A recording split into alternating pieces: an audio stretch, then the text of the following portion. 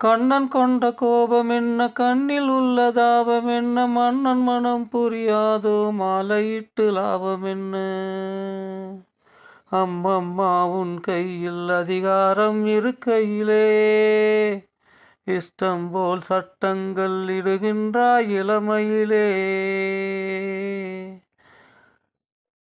என் அன்பே உன் அன்பே பொன்னென்பேன் எனதிளமை என்னுள்ளம் என் செல்வம் உன் சொந்தம் உனதடிமை நிழல் போல் வருவேன்.